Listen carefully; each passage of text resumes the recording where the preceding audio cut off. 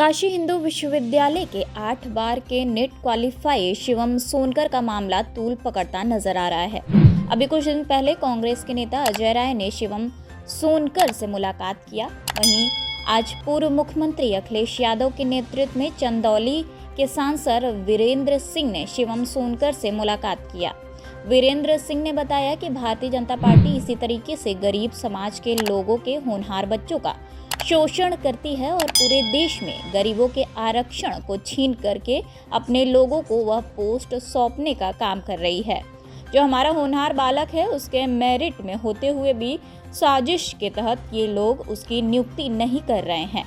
यह साजिश लगातार हो रही है। 10 सीट खाली है और वह 10 सीट का परिणाम एक साथ नहीं निकालते हैं, क्योंकि 200 सीट का परिणाम एक साथ निकलेगी तो इन लोगों को आरक्षण देना पड़ेगा।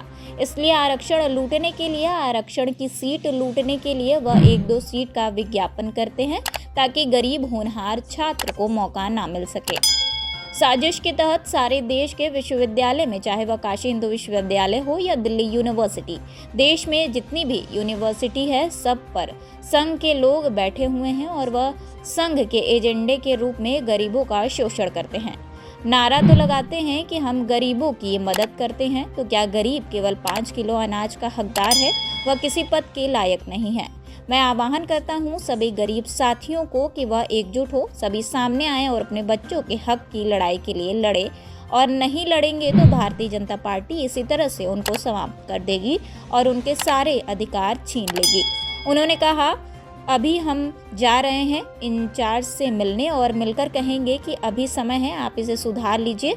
अगर वह हमारी बात मान जाते हैं तो ठीक है, नहीं तो 2 तारीख के बाद जब सदन खुलेगा तो हम इस मुद्दे को सदन में उठाएंगे।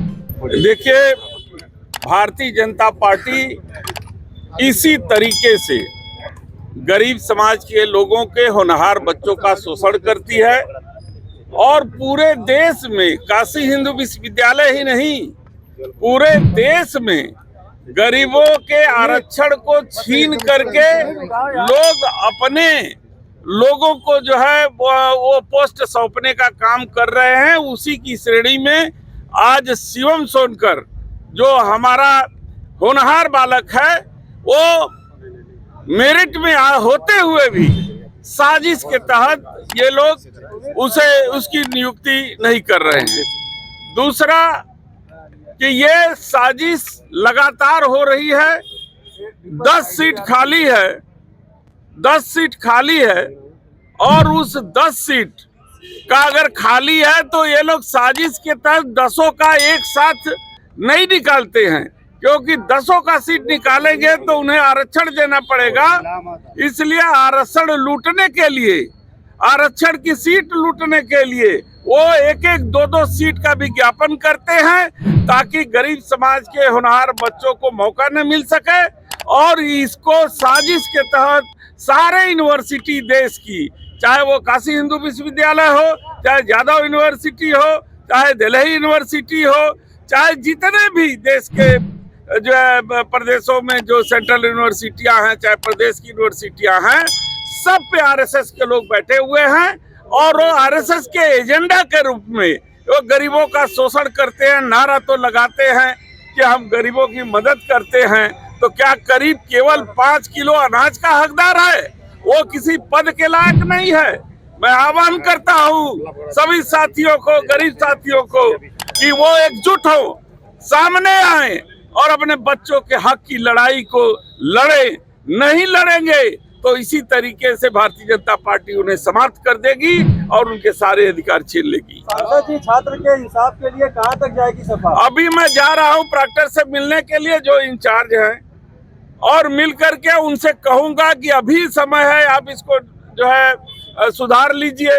अगर वो मेरी बात मान जाते हैं तो ठीक, नहीं तो 2 तारीख के बाद जब फिर से सदन खुलेगा तो इस मुद्दे को हम 0 आवर से लेकर के हम 193 में और जहां तक चलेगा काम रोको प्रस्ताव भी ला करके हम इस सदन के अंदर इस होनहार बच्चे के हक की लड़ाई को हम आगे करेंगे। आज यहाँ पे बातचीत हुई छात्र से, तो माननीय अखिलेश यादव जी से क्या बातचीत, क्या आप बता? अभी जाएंगे तो पूरी रिपोर्ट हम रखेंगे कि गरीब समाज के लोगों के हित के लिए जो पीडीए आपने बनाया है, वो पीडीए का एक साथी आज धरने पर 10 दिन से बैठा हुआ है। हम लोग उसकी लड़ाई सदन में एक बार उठाए हैं। चंद्रशेखर आजाद मेरा साथी है, वो उसने उठाया, मैंने भी वहां पे दिया था। क्योंकि एक विषय एक ही बार उठ सकता है, उसको मौका पहले मिल गया तो उसने उठाया इस बात को। लेकिन हम अब 2 तारीख के बाद फिर इस मुद्दे को उठाएंगे और राष्ट्रीय अध्यक्ष जी से इस मुद्दे पर बल देने के लिए और न्याय दिलाने के लिए कहेंगे। सांसद जी सुगंध और दुर्गंध की जिस तरह से बात चल रही है और युवाओं के रोजगार और युवाओं को एडमिशन को लेकर जिस तरह से बात, क्या इस तरह की युवाओं के रोजगार या एडमिशन स्कूल कॉलेज में बात नहीं, अब सुगंध और दुर्गंध को लेकर मतलब अब छिड़ेगी? देखिए, भारतीय जनता पार्टी हमेशा दिमाग को डाइवर्ट करती है। मेन मुद्दों से आपका ध्यान कैसे भटक जाए, बेरोजगारी के मुद्दे से कैसे आप न उनसे सवाल करें, महंगाई पर न सवाल करें, आज जो अन्याय गरीब के साथ हो रहा है इस पर न सवाल पूछें, बच्चों के आरक्षण की का जो लूट बची है वो उस पर न सवाल करें। इन सब से हटाने के लिए सुगंध, दुर्गंध, हिंदू, मुसलमान, तालिबान, पाकिस्तान, यही सब करेंगे। इनके पास इसके अलावा कुछ है नहीं। भारत में रमजान ईद मनाई जा रही है, क्या कहेंगे? क्या पहली बार रमजान और ईद मनाई गई है? अगर ये लोग जो है, अगर प्रशासन के लोग हस्तक्षेप न करें तो हमारी गंगा जमुनी तहजीब इतनी अच्छी है कि हिंदू मुसलमान मिल करके ईद और जो है होली का त्योहार और ये नवरात्र जो है मिल के मना लेंगे। हम आज इस अवसर पर जहाँ ये प्रेम का त्योहार है, होली भी गले मिल करके मनाई जाती है और ईद भी गले मिल करके एक दूसरे को बधाइयाँ दी जाती है। हम समाजवादी पार्टी की तरफ से पूरे देश के मुसलमानों को ईद की बधाई देते हैं और सभी समाज, हिंदू से लेकर के सभी साथियों को मैं होली की और नवरात्र की भी बधाई देता हूं। देखिए, हम लोग प्रतिनिधि मंडल के साथ आए हैं और सबसे बड़ी बात ये दुर्भाग्य की बात है कि आज महामना की बगिया में इतना बड़ा अत्याचार हो रहा है पीडीए के छात्र के साथ। जिस तरीके से हम लोग बात करते हैं समाजवादी पार्टी वाले पीडीए, और आज शिवम सोनकर के संग जो अत्याचार हो रहा है, हम लोग उसकी लड़ाई लड़ेंगे। और हमारे प्रतिनिधि मंडल अभी जाके बात कर रहे हैं ऊंचे स्तर पे कि किस तरीके से छात्र को न्याय मिल सके। मैडम जी, अगर बात की जाए तो क्या लगता है कि ये जो सरकार है वो जानबूझ के जाति विशेष लोगों को परेशान कर रही है या कैसे कर रही है?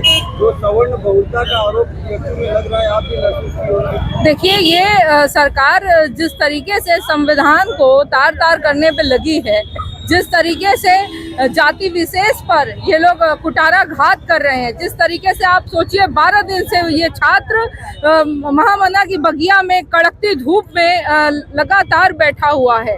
तो ये दुर्भाग्य है ना हमारे देश का कि आज महामना की बगिया में कोई छात्र जो योग्य छात्र है वो आज धूप में उसको संघर्ष करना हो शिक्षा पाने के लिए।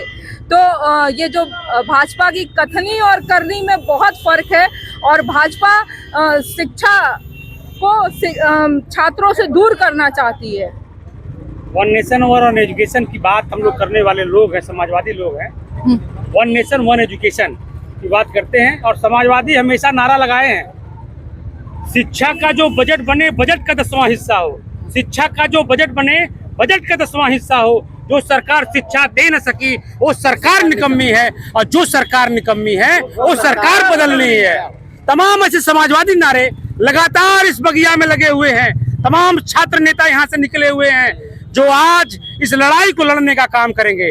अभी हम लोगों के बीच में माननीय सांसद जी थी, अभी हमारे पास कांटोनमेंट विधानसभा के प्रत्याशी, शानदार प्रत्याशी पूजा यादव जी थी जो आपके बीच में बात रखी थी। आज शिवम सोनकर की लड़ाई नहीं है, तमाम पीडीए की लड़ाई है, उन तमाम छात्रों की लड़ाई है, युवाओं की लड़ाई है जिसे लड़ने का काम समाजवादी हमेशा किए हैं। आज भी समाजवादी पलटन इसमें लड़ने का भरपूर कोशिश किया है और पुरजोर कोशिश से इसको जीतने का भी काम हम लोग करेंगे।